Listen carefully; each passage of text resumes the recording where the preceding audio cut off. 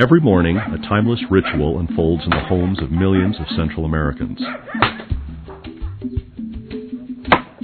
Wood is gathered and a fire is started to cook the first meal of the day. But this simple act causes far-reaching harm to both people and the environment. Around the world, more than 2 billion people rely on wood and other biomass fuel for cooking and heating. Cooking is commonly done over an open fire, where up to 90% of the wood's energy is wasted. The demand for firewood puts grave pressures on countries where deforestation is already severe.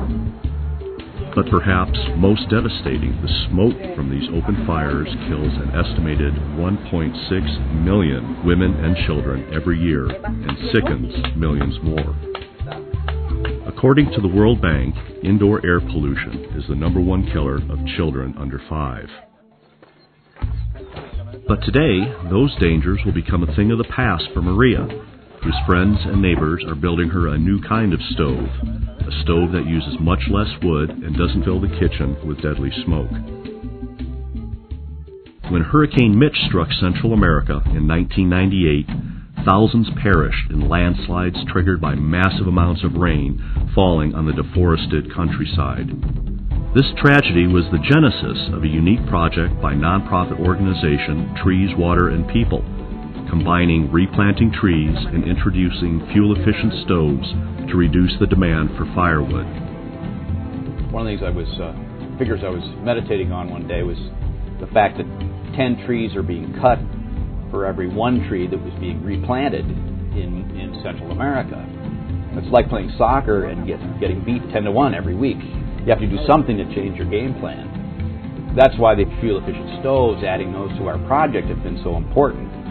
This way we can reduce the demand for fuel wood, because the stoves save up to 70% on fuel wood, and in this way save for us.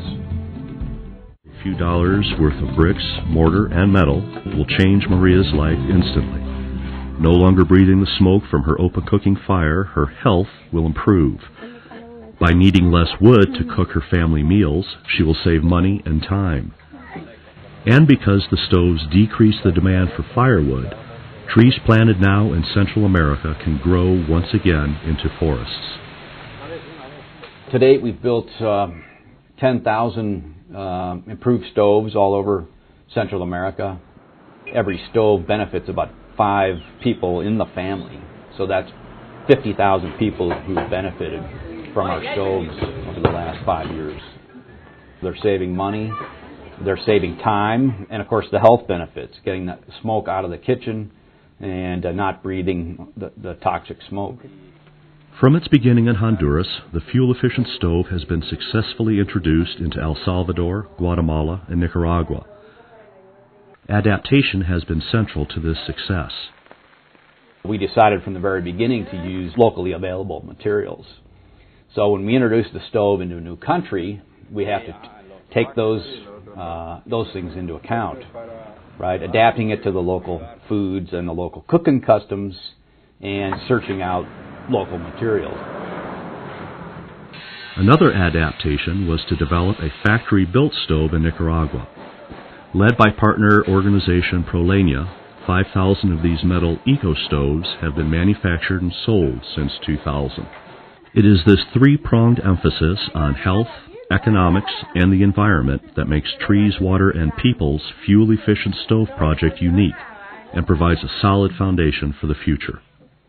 While good technology and sound program design are important to the fuel-efficient stove project, people are the most crucial ingredient. Perhaps the most important people in the fuel-efficient stove project are the women themselves, both as beneficiaries and as ambassadors who bring the stoves into new communities.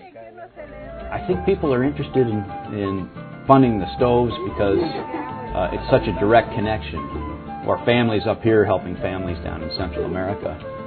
People helping people. That's what our project's all about. And which is why we included people in our name. Trees, Water, and People.